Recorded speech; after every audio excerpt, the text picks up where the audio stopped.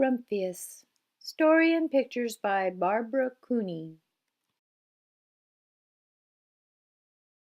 The Lupin Lady lives in a small house overlooking the sea.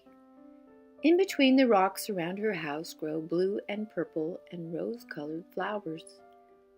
The Lupin Lady is little and old, but she has not always been that way. I know. She is my great aunt, and she told me so. Once upon a time, she was a little girl named Alice, who lived in a city by the sea. From the front stoop, she could see the wharves and the bristling masts of tall ships. Many years ago, her grandfather had come to America on a large sailing ship.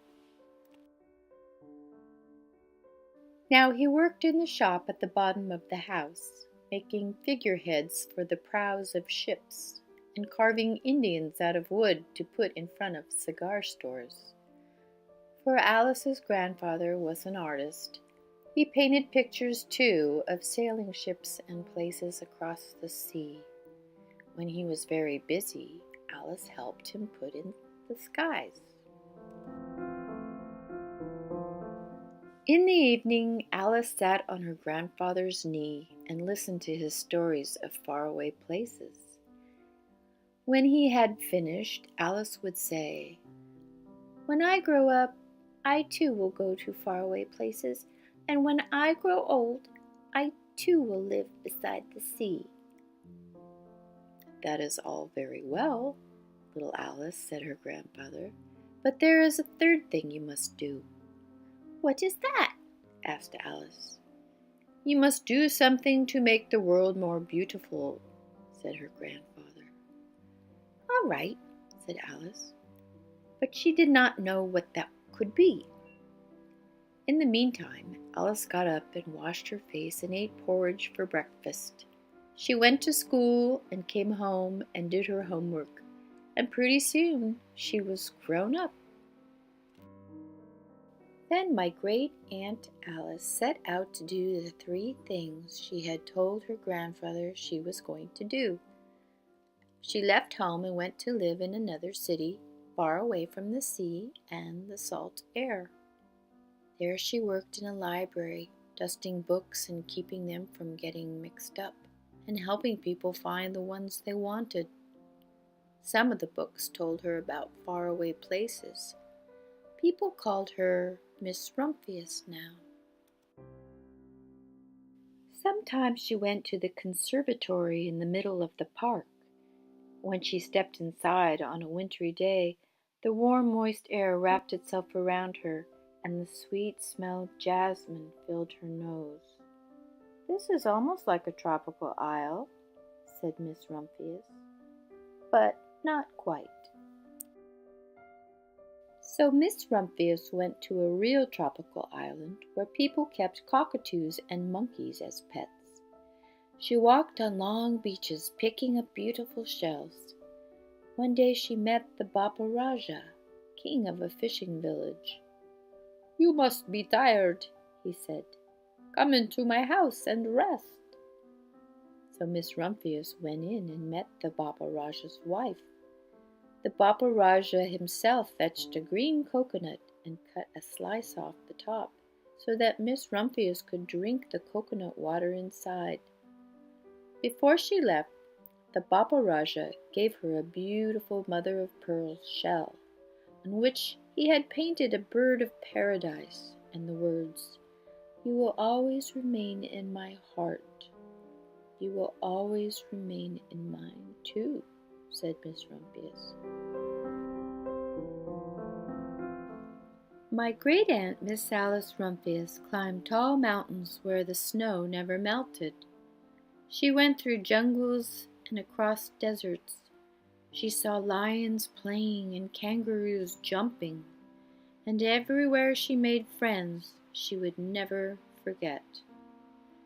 Finally she came to the land of the lotus eaters, and there, getting off a camel, she hurt her back. "What a foolish thing to do," said Miss Rumpus. "Well, I have certainly seen faraway places, Maybe it's time to find my place by the sea. And it was. And she did. From the porch of her new house, Miss Rumphius watched the sun come up. She watched it cross the heavens and sparkle on the water, and she saw it set in glory in the evening.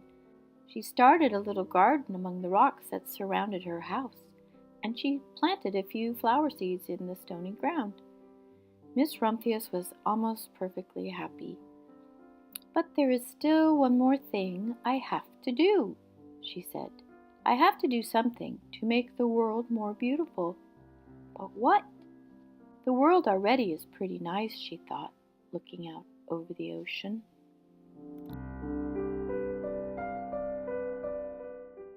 The next spring Miss Rumphius was not very well.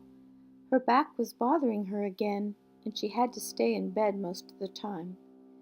The flowers she had planted the summer before had come up and bloomed in spite of the stony ground. She could see them from her bedroom window, blue and purple and rose-colored. "Lupins," said Miss Rumphius with satisfaction. "I have always loved lupins the best. I wish I could plant more seeds this summer so that I could have still more flowers next year." But she was not able to. After a hard winter, spring came. Miss Rumphius was feeling much better. Now she could take walks again. One afternoon she started to go up and over the hill where she had not been in a long time. "I don't believe my eyes," she cried when she got to the top. For there on the other side of the hill was a large patch of blue and purple and rose-colored lupins. "It was the wind," she said as she knelt in delight. "It was the wind that brought the seeds from my garden here, and the birds must have helped." Then Miss Rumphius had a wonderful idea. She hurried home and got out her seed catalogues. She sent off to the very best seed house for 5 bushels of lupin seed. All that summer, Miss Rumphius, her pockets full of seeds, wandered over fields and headlands, sowing lupin. She scattered seeds along the highways and down the country lanes and along stone walls. Her back didn't hurt any more at all. Now some people called her that crazy old lady. The next spring there were lupins everywhere.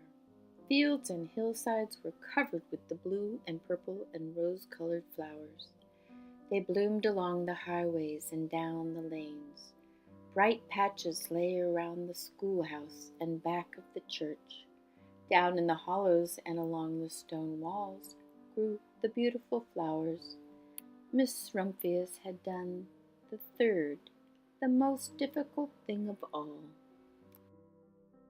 My great-aunt Alice, Miss Rumphius, is very old now. Her hair is very white. Every year there are more and more lupins. Now they call her the Lupin Lady. Sometimes my friends stand with me outside her gate, curious to see the old lady who planted the fields of lupins. When she invites us in, they come slowly. They think she is the oldest woman in the world. Often she tells us stories of faraway places. When I grow up, I tell her I too will go to faraway places and come home to live by the sea. "That is all very well, little Alice," says my aunt. "But there is a third thing you must do." "What is that?" I ask. "You must do something to make the world more beautiful." "All right," I say. But I do not know yet what that can be.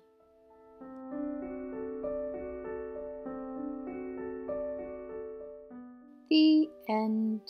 Thanks for watching, friends.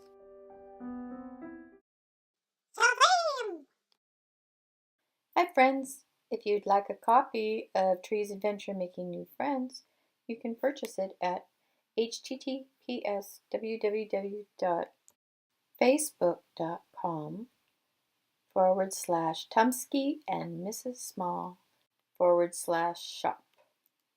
Look under Show More for more details. Thank you and happy reading!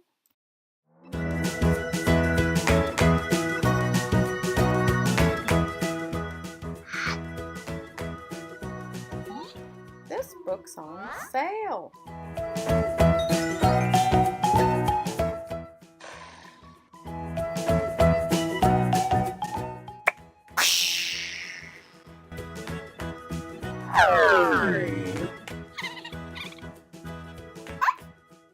Come and see our Patreon page.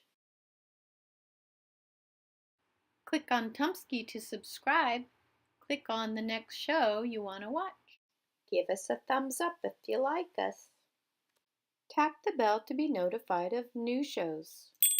See you soon!